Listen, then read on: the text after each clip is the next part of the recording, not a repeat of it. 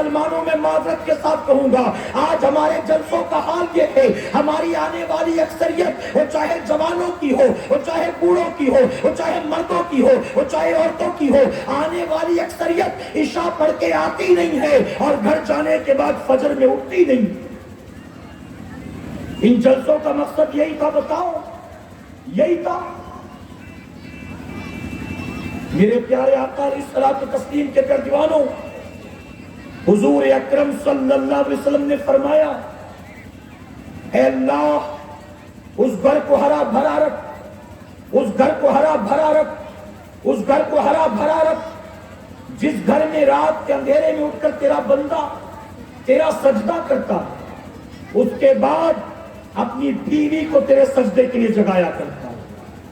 آگے آقا فرماتے ہیں، اللہ اس گھر کو ہرا بھرا رکھ، اس گھر کو ہرا بھرا رکھ، اس گھر کو ہرا بھرا رکھ، جس گھر میں رات کے اندھیرے میں اٹھ کر تیری بندی تیرا سجدہ کرتی، اس کے بعد اپنے شوہر کو تیرے سجدے کے لیے جگایا کرتی۔ میں پوچھتا ہوں، آپ کے پورے گاؤں میں یا جن گاؤں سے آپ آئے ہیں ان گاؤں میں کتنے مکانات ایسے ہیں جہاں فجر کی اذان سنتے ہی لائٹ آن ہوتی؟ کتنے مکان ایسے ہیں جن گھروں سے فجر کی اذان سن کر لوگ وضو کرنا شروع کرتے ہیں اور گھر سے نکلتے؟ کتنے مکان ایسے ہیں جہاں فجر کی اذان کے بعد قرآن کی تلاوت کی آواز آتی ہے؟ گھر کا مرد بھی بستر پر سویا پڑا ہے، گھر کی عورتیں بھی اپنے اپنے کمرے میں سوئی پڑی ہیں، نہ مردوں کو نماز کی فکر ہے نہ عورتوں کو نماز کی فکر۔ پھر کہتے ہیں کہ روزی میں برکت نہیں ہو رہی، روزی میں برکت نہیں ہو رہی۔ سنو مسلمانوں، میرے آقا صلی اللہ علیہ وسلم نے 1450 سال پہلے فرمایا، وہ مرد جو خود نماز کا پابند ہوگا، اپنے بیوی بچوں کو نماز کی تاکید کرتا ہوگا، اللہ اسے اس جگہ سے روزی دے گا جہاں اس کا گمان بھی نہیں جاتا، سوچ بھی نہیں سکتی اللہ وہاں سے روزی دے گا۔ میں آپ سے پوچھتا ہوں جو شہروں میں رہتے ہیں، بتاؤ لاک ڈاؤن میں 6 مہینے 8 مہینے سارے کام دھندے بند تھے، بند تھا کہ نہیں تھا؟ بتاؤ، دکان والوں کی دکانیں بند، فیکٹری والوں کے کارخانے بند، نوکری والوں کے دفتر بند، سب کچھ بند، لیکن پھر بھی اللہ نے کھلایا ہے کہ نہیں؟ بتائیے، کھلایا ہے کہ نہیں کھلایا؟ بلکہ میرے پیارے آقا کے پیروانوں، میں منبر رسول پر موجود ہوں، علماء کی موجودگی میں ذمہ داری کے ساتھ کہوں گا، اس سال پہلی مرتبہ رمضان شریف لاک ڈاؤن میں آیا ہے۔ لاک ڈاؤن میں ہم اپنے اپنے گھروں میں تھے، گھر کا دسترخوان جب سحری اور افطار کا لگتا تھا، نوکری نہیں تھی، ہاتھ میں پیسہ نہیں تھا، لیکن میرے کریم نے کتنا کرم فرمایا کہ لاک ڈاؤن میں رمضان شریف کا مہینہ آیا، لیکن اس کے باوجود میرے رب نے نہ سحری میں کوئی کمی کی ہے اور نہ افطاری میں کوئی کمی کی۔ جو فروٹ ہمیشہ کھاتے تھے اس سال بھی کھایا ہے کہ نہیں کھایا؟ دل پر ہاتھ رکھ کر جواب دو۔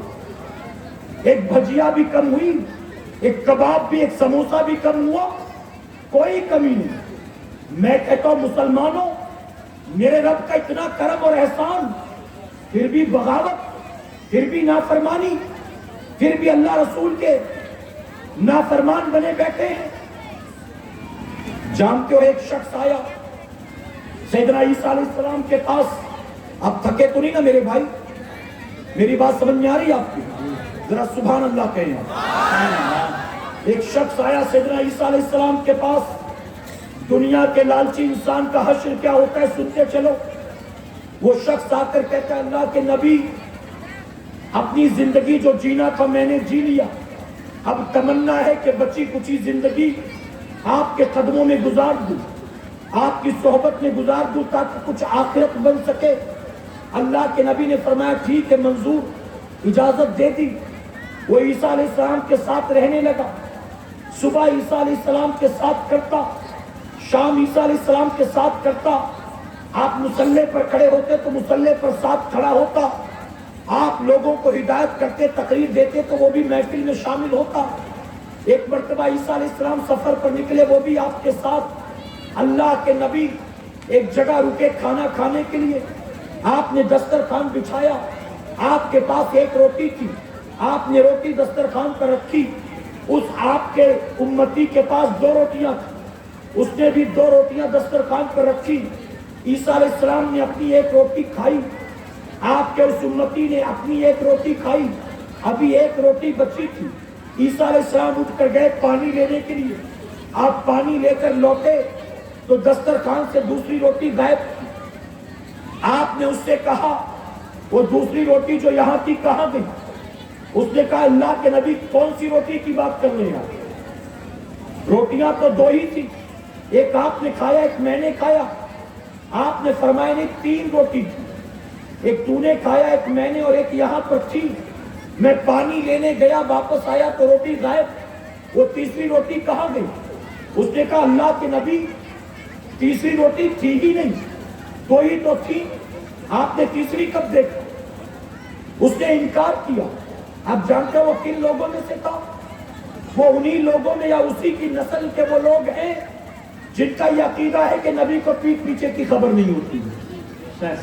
اللہ کے نبی نے آنکھ سے دیکھا لیکن ظالم ماننے کو تیار نہیں۔ عیسیٰ علیہ السلام نے کچھ نہیں کہا، بحث نہیں کی، آپ اس کو لے کر چلے۔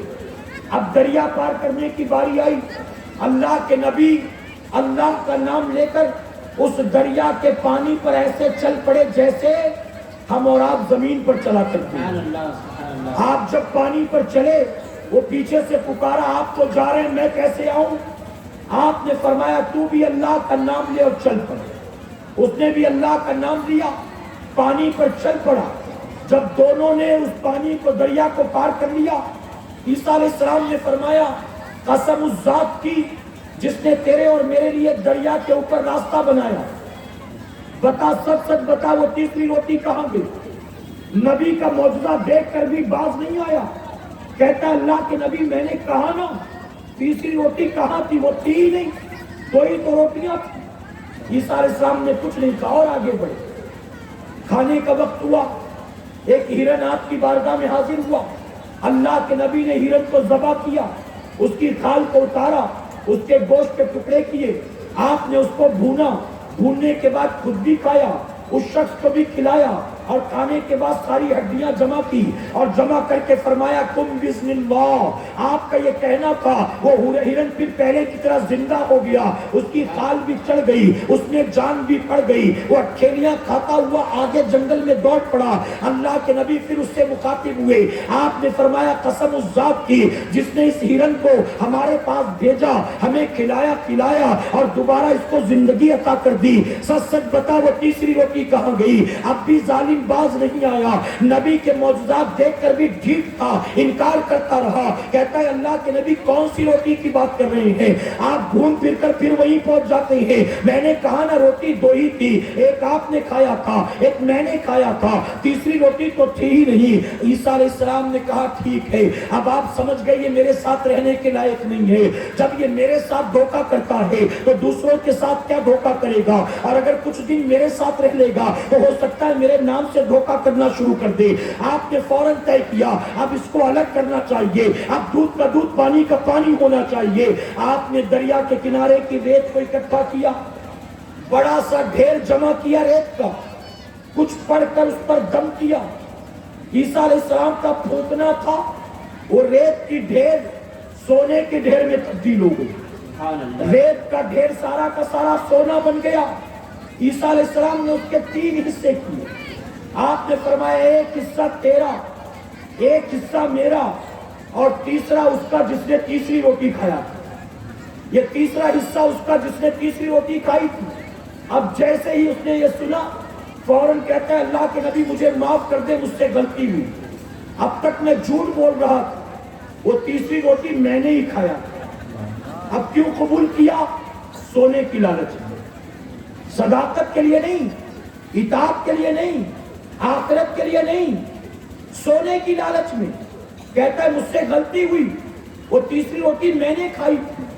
آپ نے کہا اگر تو نے کھایا تھا تو کوئی بات نہیں، یہ تیسرا حصہ بھی تیرا، تیرا والا بھی تیرا، اور یہ میرا بھی تیرا، یہ سب رکھ لے، تو یہ سب رکھ لے، لیکن تو میرے ساتھ رہنے کے لائق نہیں ہے۔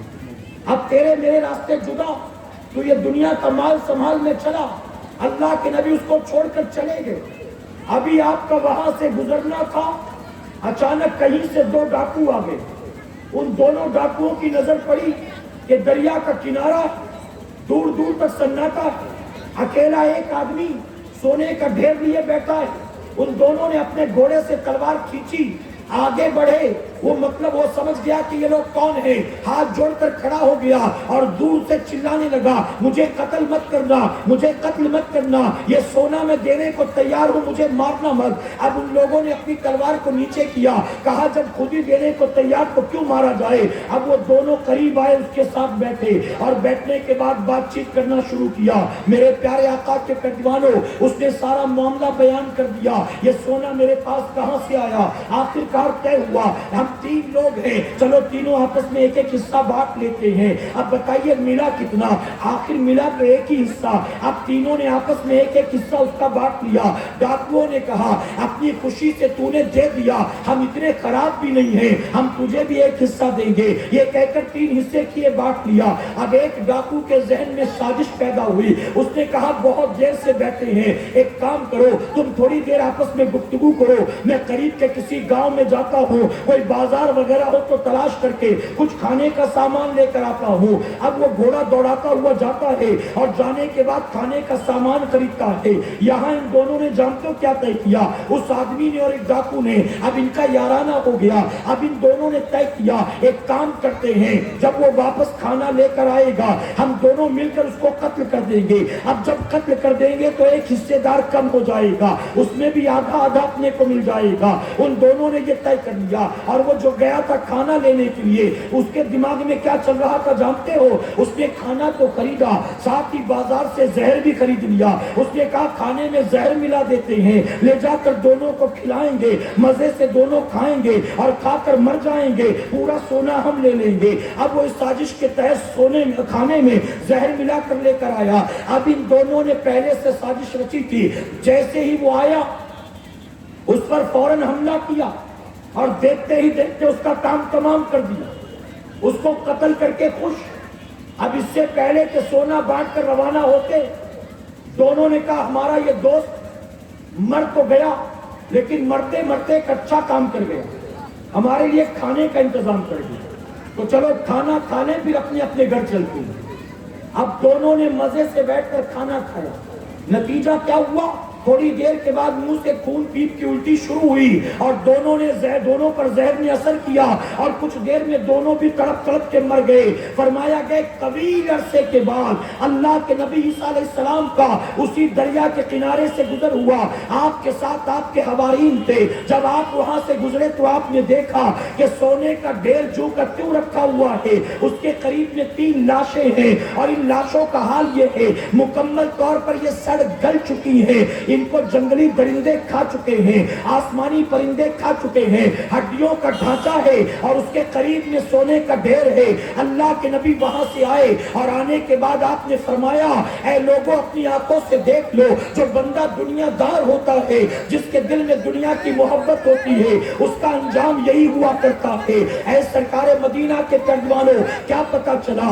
آپ یہاں توجہ دے میرے بھائی، میں خود آتا ہوں نا تو میں خود گاڑی والوں سے کہتا کہ وہ ہارن وارن مت بجانا، ہم کا ڈسٹرب ہوتا ہے، لیکن وہ نہیں مانتے. میں تو یہاں تک کہتا ہوں نعرہ بھی مت لگانا، جو کچھ چل رہا ہے چلنے دو، میں چپ چاپ جا کر بیٹھوں گا، ڈسٹرب نہیں کرنا. اور ایک بات اور آپ کو بتاؤں، اگر کوئی نعتخواں نعت پڑھ رہا ہو اور حضور کی نعت شریف کے درمیان میں کوئی مقلد آ جائے تو کیا حضور کی نعت سے بڑھ کر اس کا استقبال ہے؟ میں اس چیز کو پسند نہیں کرتا، برا مت مانیے. حضور کی نعت کو روک کر حضور کے آنے والے امتی کی تعریف کی جائے، فلاں آگے فلاں آگے فلاں آگے، تو میرے پیارے آقا کے پیروانوں پرسنلی میں تو پسند نہیں کرتا، بلکہ میں تو یہ سوچتا ہوں کہ حضور کی نعت چل رہی ہے، آنے والا بھی تو حضور ہی کا غلام ہے، وہ بھی آ کر بیٹھ جائے گا. حضور کی نعت روک کر اس کا استقبال نہیں ہونا چاہیے، حضور کی نعت جاری رہنی چاہیے. بہرحال ابھی تو میں سمجھا رہا تھا، لیکن اب نعرہ لگا سکتے اس وقت، ٹھیک، کیونکہ اب میں کچھ بیان نہیں کر رہا ہوں. نعرے تکبیر، نعرہ تکبیر، نعرہ رسالت، نعرہ رسالت، سنی دعوت اسلامی، نعرہ تکبیر.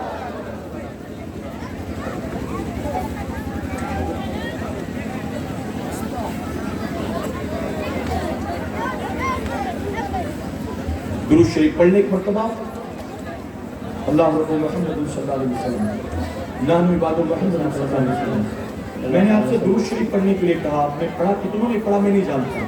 ذرا محبت سے ایک بار درود شریف پڑھنے آپ صلی اللہ علیہ وسلم. صلاۃ و سلام علیک یا رسول اللہ صلی اللہ علیہ وسلم. میرے پیارے آقا علیہ الصلوۃ والتسلیم کے پہلوانوں, آپ نے 2 مرتبہ درود شریف پڑھا. اللہ کو طاقت آڈ نمبر بہت پسند ہے. طاقت یعنی 3 ہو جائے, ایک بار پھر سے درود شریف پڑھنا. اللہم صلی علی محمد و آلہ الف الف مرہ. ایک طویل سفر طے کر کے اس وقت آپ کی دیار محبت میں الحمدللہ ہندوستان کے بہترین قاری رئیس القرہ استاد القرہ قاری ریاض الدین اشرفی صاحب قبلہ ممبر رسول پر جلوہ افروز ہو چکے ہیں. کل حضرت گوا میں تھے, بامبے پہنچے, راتوں رات روانہ ہوئے اور پھر دن بھر کا سفر کرنے کے بعد آپ کی خدمت میں حاضر ہوئے ہیں. آپ کے اور ان کے درمیان میں زیادہ دیر تک حائل نہیں رہوں گا. اب اجتماع بالکل اختتام کی طرف ہے. یہ سیکنڈ لاسٹ کڑی ہے. اس کے بعد آخری کڑی کی شکل میں عطائے حضور مفتی اعظم داعیہ کبیر امیر سنی دعوت اسلامی وقار اہل سنت حافظ قاری مولانا محمد شاکر نوری صاحب قبلہ تشریف لائیں گے.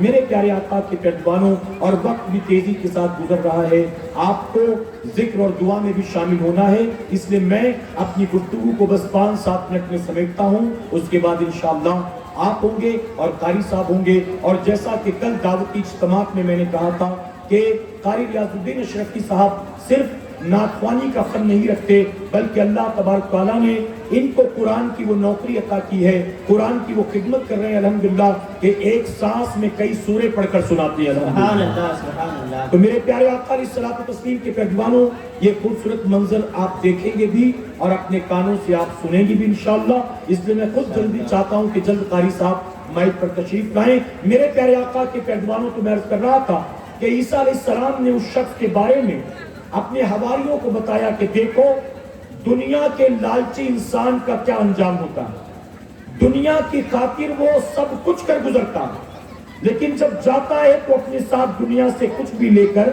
نہیں جاتا. بتائیے صحیح ہے, صحیح بات ہے نا.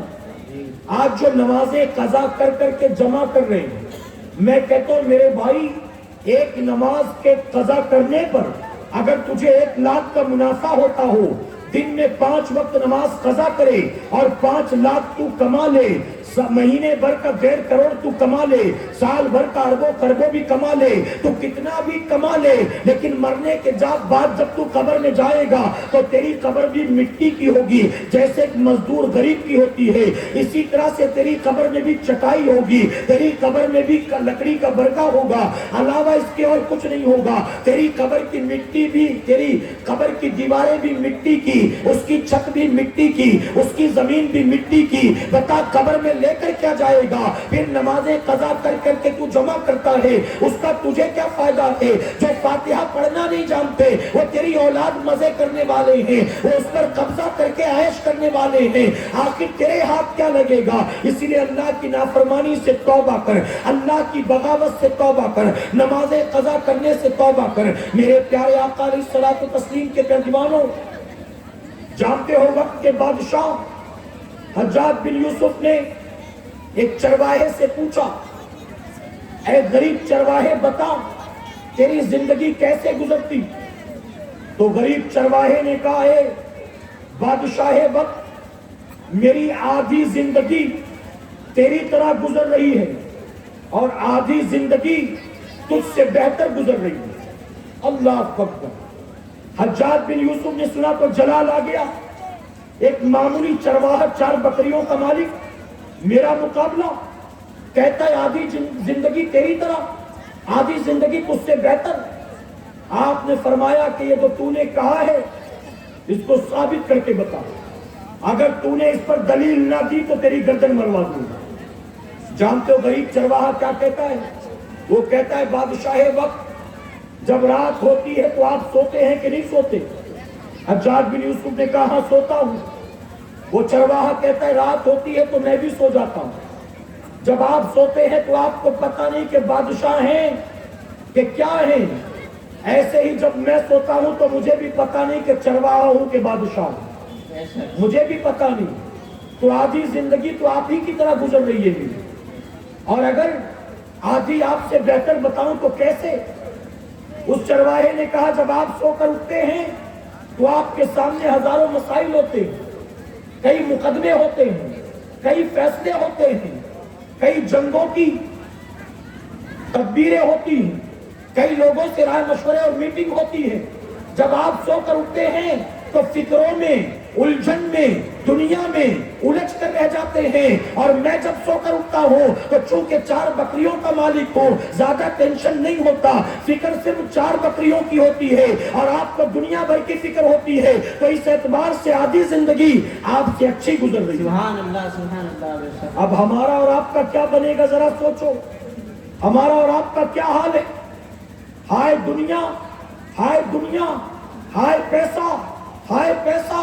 نماز قضا کرنا پڑے تو کرو، روزہ چھوڑنا پڑے تو چھوڑو، جھوٹ بولنا پڑے تو بولو، کم تولنا پڑے تو تولو، حرام ہو حلال ہو، جائز ہو ناجائز ہو، دولت چاہیے دولت چاہیے، وہ کسی صورت میں آئے، چاہے جہاں سے آئے، وعدہ خلافی کر کے آئے، جھوٹ بول کر آئے، کسی کا غبن کر کے آئے، جھوٹی قسمیں کھا کر آئے، چوری کر کے آئے، ٹھگی کر کے آئے، دھوکے کر کے آئے، بس مال مال مال چاہیے. میں کہتا ہوں یہ جتنا بھی جمع کر لو گے، بتاؤ اس میں سے 1 روپیہ بھی اپنی قبر میں لے جاؤ گے؟ ارے یہاں تو تم نے اپنے کرتے میں 3 4 جیب لگا رکھی ہے، تم نے پیجامے میں بھی جیب بنوا رکھی ہے، تم نے صدری میں بھی جیکٹ اور صدری میں بھی پاکٹ بنوا رکھا ہے. لیکن مرنے کے بعد جب قبر میں جاؤ گے، جس کفن میں تمہاری اولاد لپیٹے گی، اس کفن میں تمہاری اولاد نے ایک پاکٹ بھی نہیں بنایا ہوگا کہ پاس بک ہی اندر رکھ دے، کچھ پیسہ ہی اندر رکھ دے. اپنے ساتھ بتاؤ اس قبر کے اندر کیا لے کر جانے والے؟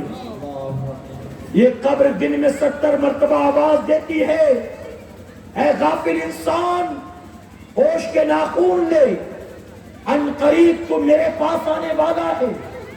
میں تنہائی کا گھر ہوں، میں وحشت کا گھر ہوں، میں دہشت کا گھر ہوں، میں کیڑے مکوڑوں کا گھر ہوں، میں اندھیروں کا گھر ہوں.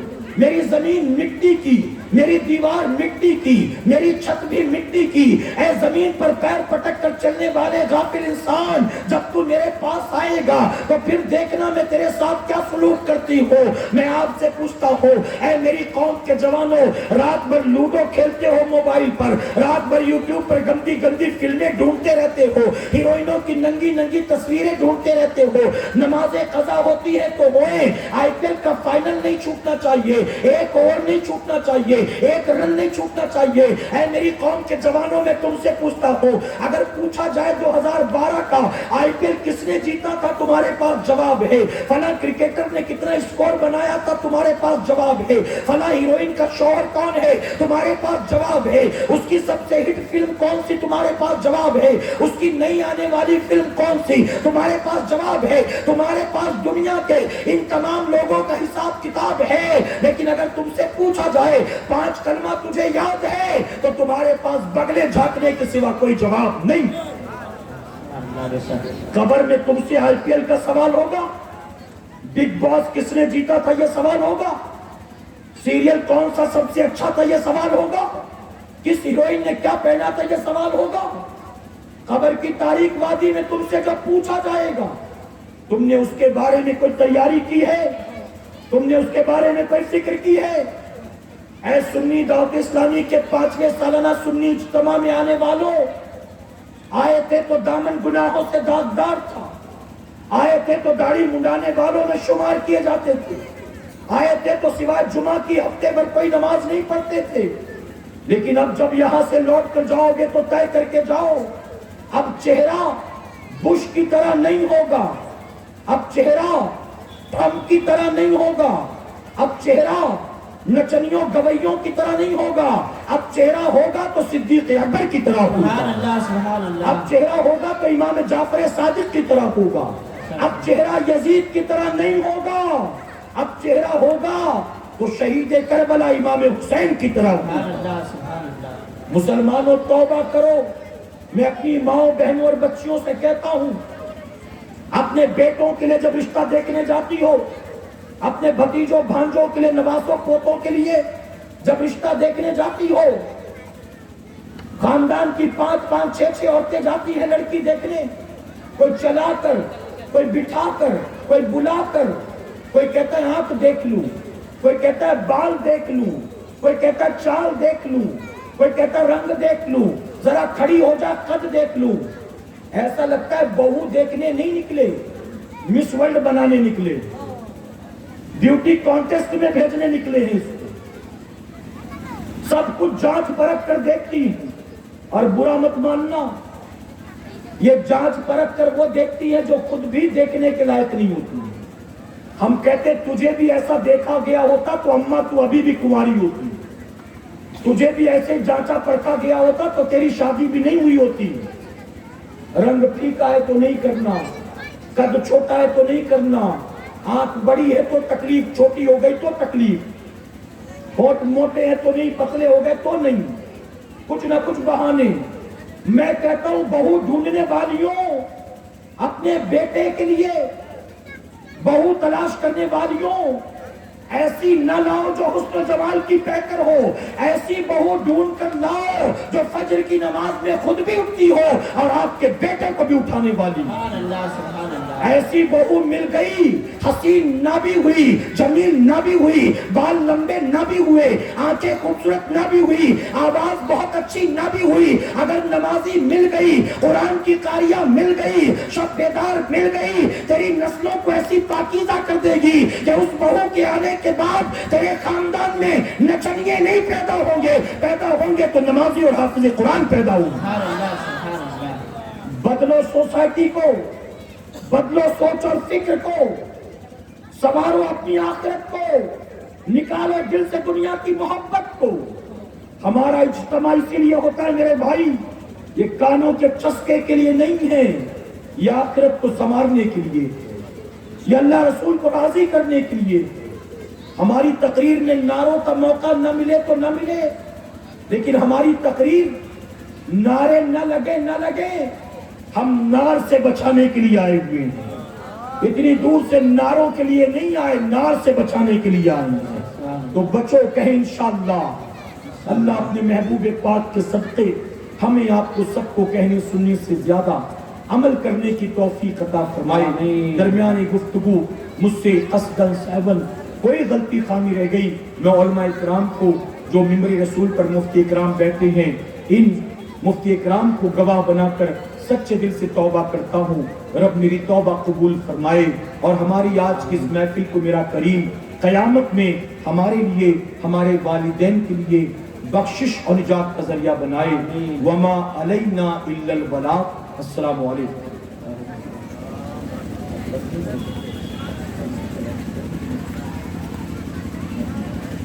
میرے پیارے آقا علیہ الصلوۃ والتسلیم کے پیروانوں، چونکہ